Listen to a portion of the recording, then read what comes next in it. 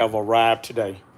And if you haven't done so, please subscribe to the channel, Big Pats Under the Hood. And this channel is geared toward the DIY person, the do-it-yourself person. It's geared toward that person. It's geared toward those kind of people, which is what I am. So if you have been following along, you know that my pickup right here, that I rebuilt the engine in it and everything, and I switched it from a 400 transmission. I traded my 400 transmission to a friend of mine for a supposedly a good 700 R4. And ironically, I had a core 700 R4 that I'd been having for a number amount of years, and it is a 82 to a 86 model. And so that transmission there is one that you have to do upgrades on it and stuff like that. So anyway, to get to the meat of the story, the 700 I put in, it wouldn't. One while it was backing up and all that, but I didn't get a chance to drive it, and it had little debris in the pan. So as normal, I figured that I took a gamble on it and put a front seal in it, rear seal in it, put the pan on it and stuff like that, filled it up with fluid and got everything going and figured it would be okay. Well, ironically, it wasn't. It didn't work out that way. I got my truck finished, got ready to drive it. It would go forward. It wouldn't back up. It wouldn't upshift, anything like that. So frustrations set in and stuff like that. And I made the conscious decision to take the transmission that I had already, which is what I usually would have done, is rebuild the one I already had. Now, this is my first attempt at building a transmission, or automatic transmission. Manual transmissions, no problem. But I have never rebuilt automatic transmission.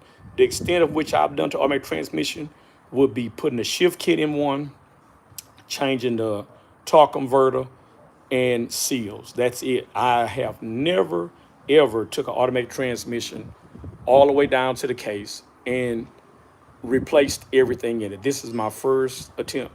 So after diving into YouTube to fellow YouTubers, which is one guy I want to give a shout out to, Mr. iRock and Z.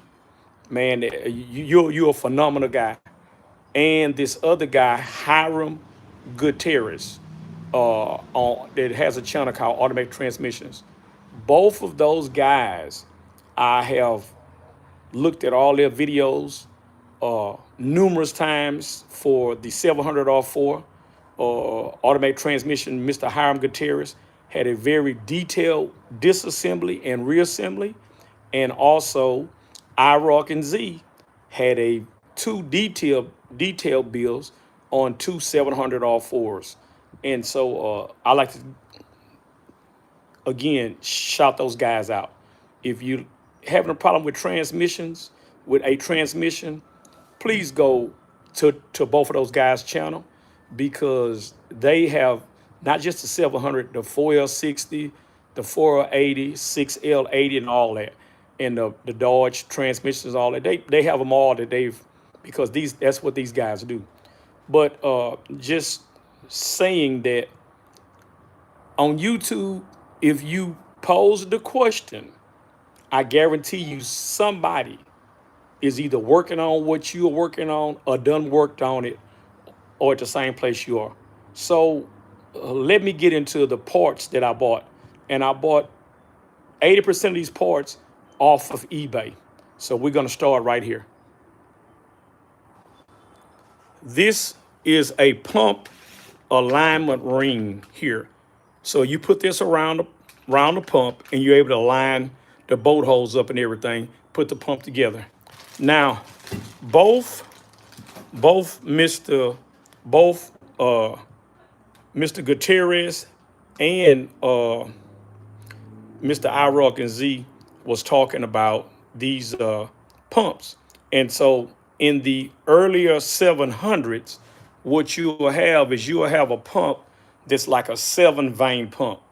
Well, from 87 87 on, they put the 10 vein pumps in there. And then the newer 4L70s and 65, they have this, which is a 13 vein. Also, another problematic part of the 700 is the valve body, with the missed shifts and stuff like that. So I bought this kit here, as you can see, and it's a full valve body kit. It's not just a shift improver kit. It's everything for the valve body, and it also has the springs in it for the boost valve for the pump, and also the torque converter clutch as well, and the TV valve. So what I've done so far, here is the complete rebuild kit for the 82 to 87 700R4. This is the kit right here. This is the gaskets and the O-rings and the seals. Now, I have a clutch kit also for the 700R4 that came with it. And here's the clutch kit here. These are all the clutches. I mean, these are the steels that go with it. I bought new steels. I didn't reuse anything. Here are the original steels out of the transmission. And how you know that this transmission has never been in, you can see that it had water in it just by this here. But how you know it's never been in is look at this right here. From what I've been told, this ring right here lets you know this transmission never been in, because the aftermarket doesn't have these tabs right here. They don't have these tabs on it. So it lets you know that this transmission has been in. And you look at the clutches. It need to be rebuilt. It had water in it. I mean, look right there at the water. You can see the rust on them, on the plates and all that. So that's why I just went ahead on and bought all new plates and stuff like that for it, so that all that would be. So I would have all that, because like I say, these here, those plates, they're bad. Here's the pump. You can see that I got it all together. I had to change this input shaft here, because on the old 700s, they have a smaller diameter shaft. It's a 27. It's not a 30. So I had to change to what they call a large shaft. And so I had to press the old shaft out of the housing, press the new one in, and I also had to change the stator that's on the pump here to the large shaft. So I did all that. So that is a problematic part for the 700 is that right there is that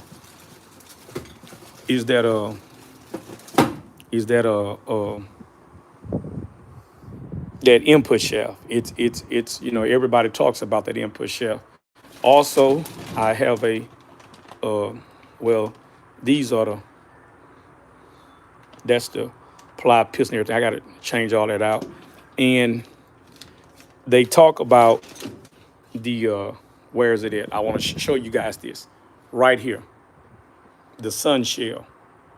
They talk about that sun shell right around the neck of it. It will break or will strip out. So instead of using that one there, I bought what they call a beast sun shell, and I ordered it as well. I got it online. I ordered it as well, and so it will be in. Today is Saturday, so it should be in like Monday. It should come Monday, and I'll get that. And once I get that in there, then I'll go on and assemble what they call the lower part of trimmage, which will consist of the input planetary and the output planetary. And I had to replace the sprag because it was bad. So I replaced the sprag to a heavy duty sprag. And also I had to replace the input pinion. I did that. I replaced the input pinion on the transmission. Let me see if I can show you all that. But I had to replace it because the one that was there had seized up. And so I had to replace the input pinion, which is right. Let's see. Okay, that was right here. The output pinion. I had to replace, ooh man, I'm acting a fool. I had to replace the output pinion, which is right here. This is the one I had to replace. This pinion here. The one that was in the transmission had seized up, and I was unable to get it to free up. So I just bought a new one and replaced it. So this is a new unit. It's a pinion here is a new unit, and like I say, the sprag in here was replaced, and the pinion here, this pinion, I was able to get it to free up, and so I'll be able to use it, and so that's what's going on there. But back to this sun shell here, right here, on this sun shell, they're saying that this is a problematic part because what they're saying is that it's very thin right here. And so what it end up happening is this thing will strip out. It will break. It will either strip out or it'll break. And when it does that, you will lose all forward gears. You lose all forward gears. They say that you would have manual first, but that'll be it. But you can see that it's just a stock part, and everybody recommends that you change it. I mean, everyone recommends changing this sun shell here because it's prone to break here. So that's what I'm gonna do with it. I'm gonna change it. My one-way roller clutch, it was good, and I was looking at, they were seeing how you test it and all that, and look at it to see what size it is and all that. So it was okay. It was no problem with it. So that was fine. That was fine. Valve body is another thing because the transmission had water in it, and the valve body was, it had been sitting there and without anything. So I'm going to take the valve body apart, one valve at a time. Take it apart, and I'm going to clean everything, and I'm going to put that shift improver kit up in there, which should correct any of the issues that you do have with a 700 R4. And these are the tools that I had to buy. I had to buy this tool right here, which you use it to press down the apply pistons. You use it to press down the apply pistons, and you're able to get the snap rings off the apply pistons.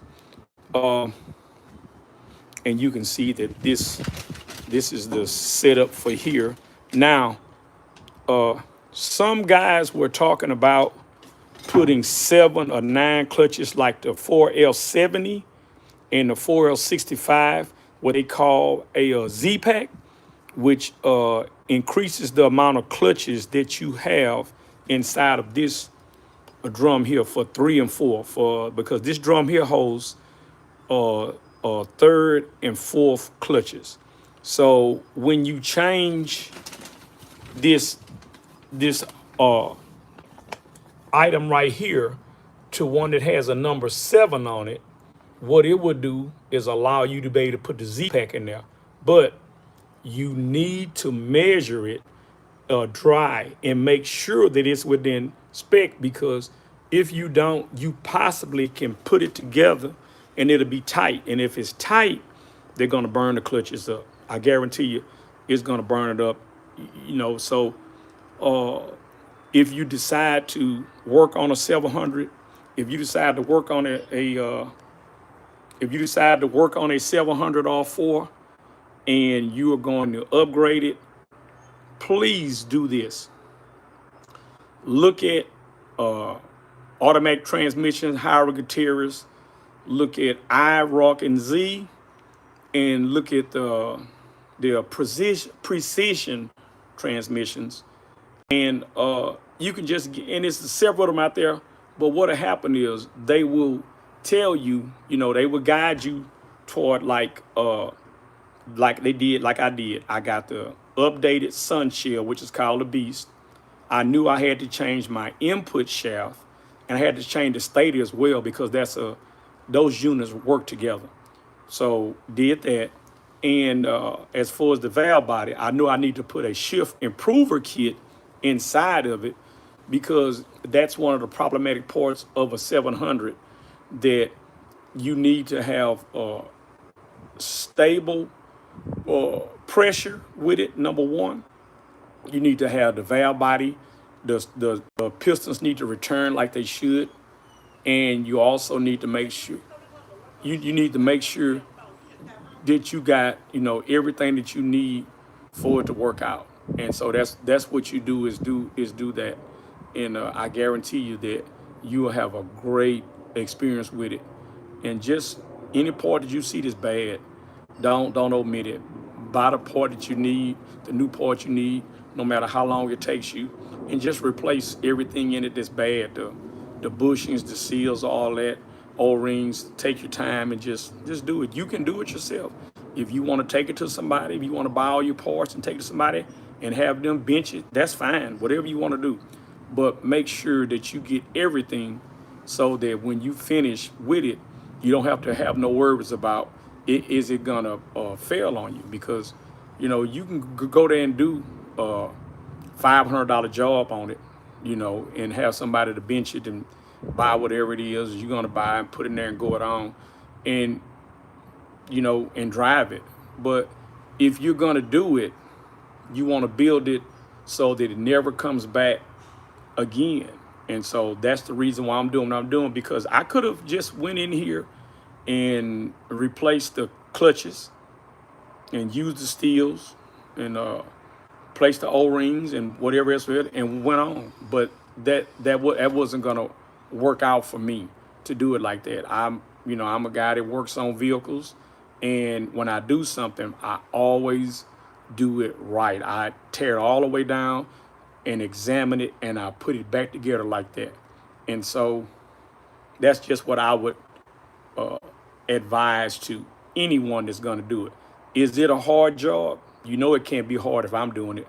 It's my first attempt, and look at what I've done. I've disassembled the transmission, got everything laid out, all my parts, found out what I needed, bought it as needed. And so when I put it back together, there's no doubt in my mind that it's gonna work, because I've tore everything down. I don't have to have that thought that, well, I didn't take this piston out, which would be the low reverse piston that sits right here. Well, I had to buy some snap ring pliers for it, and I bought them the other day from Snap-on, these here. I had to buy these pliers here to be able to get in there to get it. And so, I bought quite a few tools, this compressor, and I got the dealer here that takes the center support out and all that. But, hey, if I ever have to do another 700, not for this vehicle, but for a friend or something else, I got it to do it. And the feeling is, the satisfied feeling is that I done it myself. And I know exactly what is in the transmission because I put it in there. And so that's what this channel is all about, is that either you do it, hopefully, or you have somebody else to do it, but you get the best parts, and you put those parts to your bill. That way it's worry-free. If you haven't done so, please subscribe to the channel, Big Pat's Under the Hood. You can follow me on Instagram, follow me on Twitter, and on Facebook, Big Pat's Under the Hood. The same thing.